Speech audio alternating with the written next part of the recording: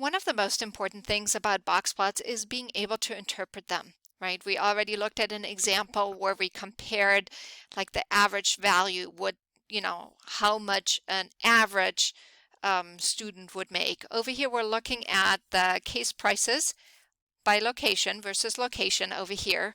So again, we have numeric data, which is the case price, and we are comparing it versus a location. So we have 3 locations over here. So we could compare the average price by comparing the medians. We could compare the lowest, the highest price. We could compare, which place has, data more spread out by comparing the IQR or comparing the range.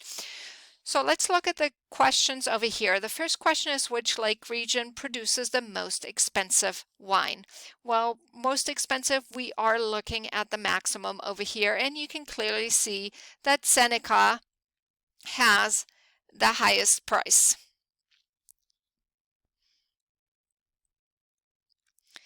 Next, we're going to look at which lake region produces the cheapest wine. So this is just looking at the minimum value over here.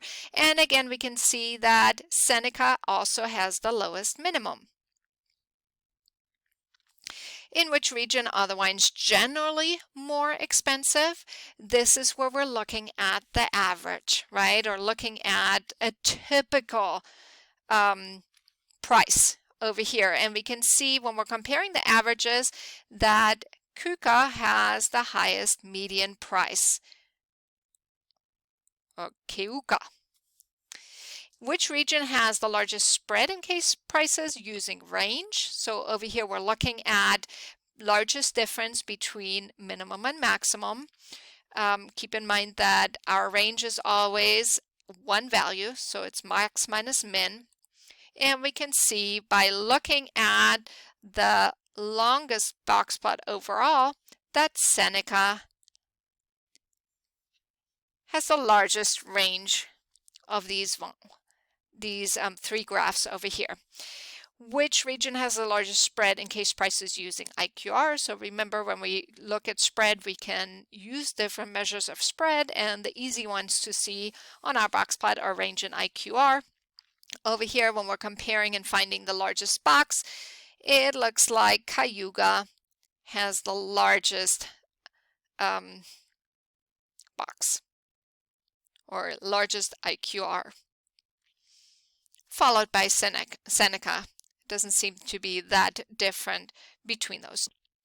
So if I asked you to compare these 3 locations, those are things I want you to look for. Which one has the most expensive wine? Which one has the least expensive wine?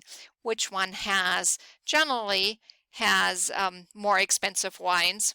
And then also comparing the spread by looking at the IQR and looking at the range.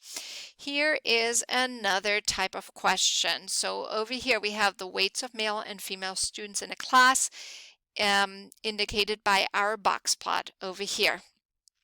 Which of the following is not correct? It says about 25% of female students have weights more than 128 pounds.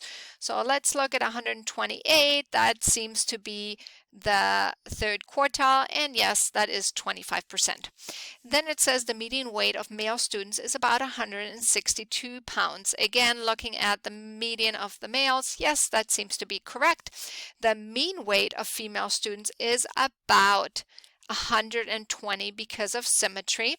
And again, looking over here, when we have a symmetric distribution, our mean and our median are going to be the same, or approximately the same if it's, approximately symmetric.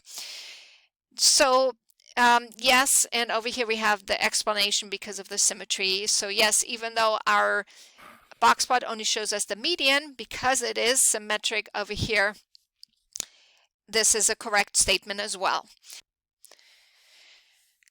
The next one is the male students have less variability than the female students, and when we are looking at the males, we can see they're actually more spread out. Whether we're looking at range over here from minimum to maximum, or we're looking at just the IQR, our length of the box, we can see that it is wider. So D would be our correct answer. And just to check, we can look at E as well, which states about 50% of male students have weights between 150 and 185 pounds. And yes, that is correct, because remember, our box plot is the middle, or our IQR is the middle 50%. Last question here is 25% of males in the class weigh at least what amount? Well, this is looking at our top 25%, just of the males. So the top 25% are at least 185 pounds.